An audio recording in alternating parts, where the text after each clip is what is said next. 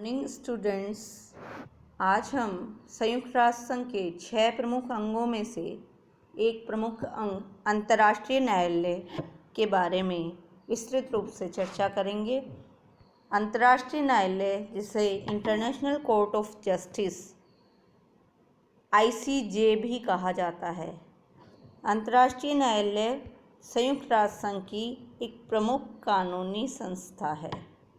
कानून से संबंध रखने वाले प्रश्नों पर अंतर्राष्ट्रीय न्यायालय विचार करता है। राजनीतिक झगड़ों से इसका कोई संबंध नहीं है। राजनीतिक झगड़ों से कोई संबंध नहीं है। ये केवल क्या करता है? कानून से संबंध रखने वाले प्रश्नों पर ही विचार करता है। या फिर ऐसे देश जो कि इस न्यायालय के सदस्य हों और यदि किसी मामले को न्यायालय के समक्ष उपस्थित करना चाहें तो कर सकते हैं। अंतर्राष्ट्रीय न्यायालय की स्थापना 3 अप्रैल 1946 को हेग में हुई थी। अंतर्राष्ट्रीय न्यायालय का जो संविधान है वो 70 अनुच्छेदों में है, जिसमें न्यायालय के अधिकार, कार्यक्षेत्र, कार्य संचालन के नियम आदि सभी आवश्यक बातें दी हुई हैं। अब हम बात करेंगे न्यायालय के गठन पर। संयुक्त राष्ट्र संघ का जो चार्टर है उसकी धारा 92 के अनुसार अंतर्राष्ट्रीय न्याय के लिए न्याय के अंतर्राष्ट्रीय न्यायालय का गठन हुआ। इसके सदस्यों की संख्या यानी जजों की संख्या 15 रखी गई है और ये न्यायाधीश अपने में से ही एक सभापति और एक उपसभापति को 3 वर्ष के लिए चुनते हैं। न्यायाधीशों का चुनाव किसके द्वारा किया जाता है? न्यायाधीशों का चुनाव सुरक्षा परिषद तथा महासभा द्वारा 9 वर्ष के लिए किया जाता है। कितने वर्ष के लिए? 9 वर्ष के लिए। ये व्यक्ति जो कि न्यायाधीश होते हैं, इनका चुनाव योग्यता के आधार पर किया जाता है, ना कि जाति भेद, रंग भेद या धर्म के आधार पर। इनके चयन की योग्यता क्या है? इनके चयन का जो आधार है वो योग्यता है। योग्यता के आधार पर इनका चयन किया जाता है।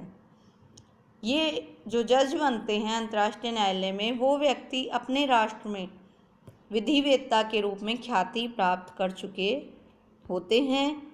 इनका उच्च नैतिक चरित्र होता है और उनमें वो सभी योग्यताएं होनी चाहिए जो उनके देश की न्याय संबंधी उच्च संस्थाओं के उच्च न्यायिक अधिकारियों की नियुक्ति के लिए आवश्यक हैं। अब हम बात करेंगे गणपूर्ति या कोरम की, कि अंतर्राष्ट्रीय न्यायालय में जो 15 न्यायाधीश हैं उनमें से न्यायालय की गणपूर्ति कितनी रखी गई है, यानी किसी निर्णय के लिए कितने जजों की आवश्यकता है।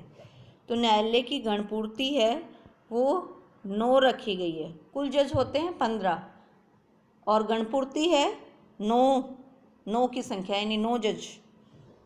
अब हम अंतर्राष्ट्रीय न्यायालय की जो प्रक्रिया है, प्रोसीजर अंतर्राष्ट्रीय न्यायालय में क्या फॉलो किया जाता है उस पर चर्चा करेंगे।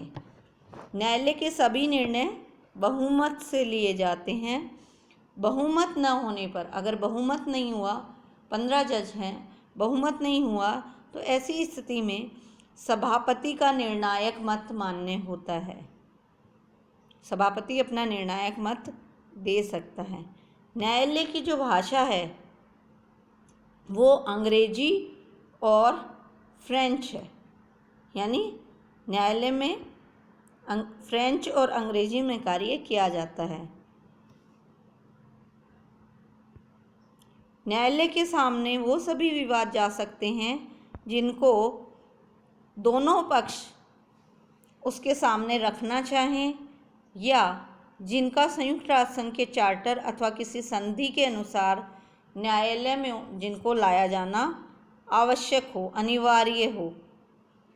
न्यायालय के समक्ष जितने भी मुकदमे होते हैं उनमें वादी और प्रतिवादी केवल राष्ट्र हो सकते हैं, कोई व्यक्ति नहीं, क्योंकि संयुक्त राष्ट्र संघ जैसा कि आपको विदित ही है कि वो अंतर्राष्ट्रीय संस्था है, विभिन्न राष्ट्रों की संस्था है, विश्व शांति के लिए स्थापित की गई है।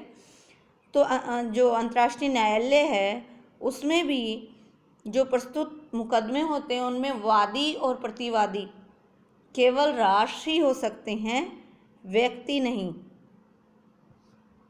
ऐसे राष्ट्र जो संयुक्त राष्ट्र संघ के सदस्य नहीं हैं अपने विवाद का निर्णय इस न्यायालय द्वारा करा सकते हैं, किंतु उन्हें सुरक्षा परिषद जो शर्त निर्धारित करेगी उन्हें मानना पड़ेगा।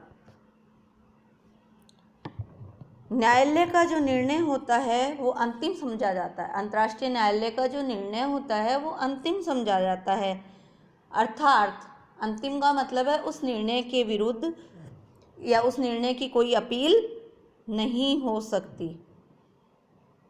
किंतु यदि कोई ये आवश्यक समझे, कोई राष्ट्र ये समझे कि कोई आवश्यक बात न्यायालय के सम्मुख किसी कारणवश उपस्थित नहीं हो पाई है या कहीं भूल हुई है उसको प्रस्तुत करने में, तब पुनः विचार के लिए उसे यानी अंतर्राष्ट्रीय न्यायालय को प्रार्थना पत्र दिया जा सकता है।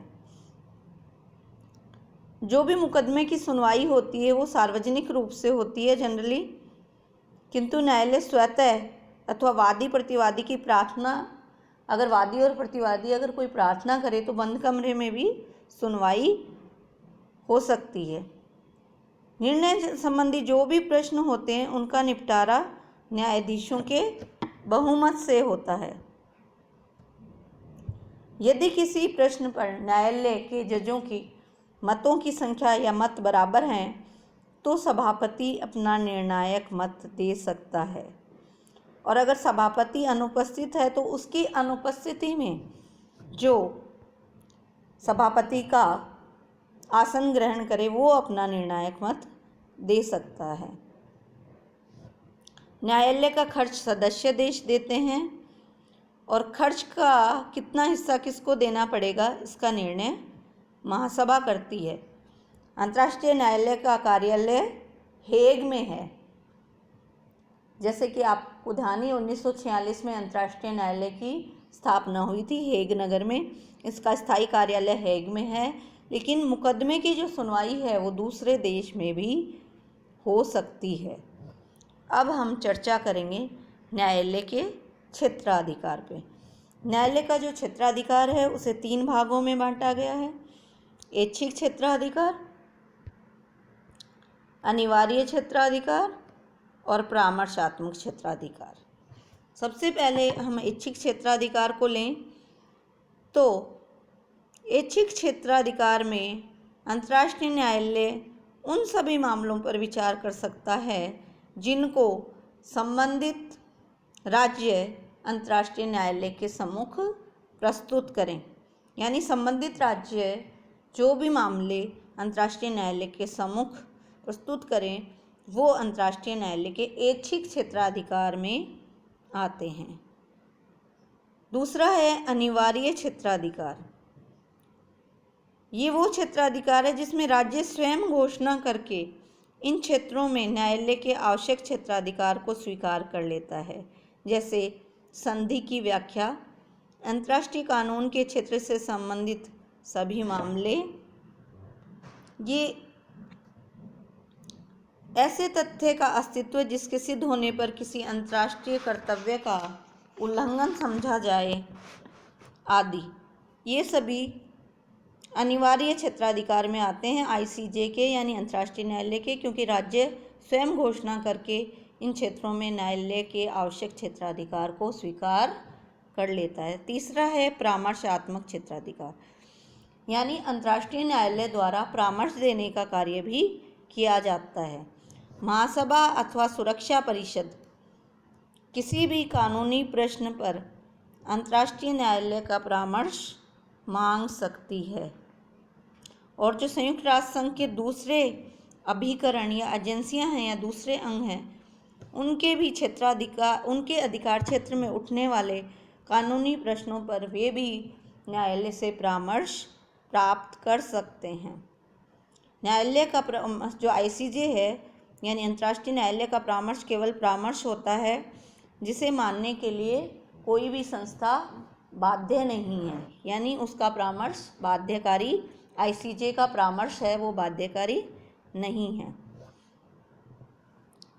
अंतर्राष्ट्रीय न्यायालय के जो निर्णय हैं उनकी क्रियान्विति के लिए जो संयुक्त राष्ट्र संघ उसके चार्टर की धारा 94 में व्यवस्था की गई है। इसके अनुसार जो संयुक्त राष्ट्र संघ का प्रत्येक सदस्य है वो ये प्रतिज्ञा करता है कि वह किसी भी मामले में विवादी होने पर अंतर्राष्ट्रीय न्यायालय के निर्णय को मानेगा। अंतर्राष्ट्रीय न्यायालय द्वारा अंतर्राष्ट्रीय विधि का प्रयोग किया जाता है।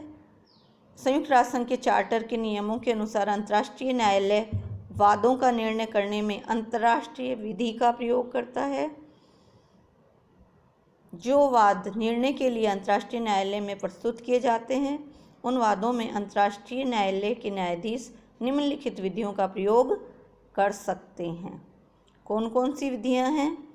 पहली है सामान्य अथवा विशिष्ट यानी पूर्व अंतर्राष्ट्रीय संधियां और समझौते जिनको जो वादी और प्रतिवादी हैं यानी वादग्रस्त पक्ष स्वीकार करते हैं। दूसरी अंतर्राष्ट्रीय विधियां जिसमें अंतर्राष्ट्रीय परंपराएं और रीति रिवाज।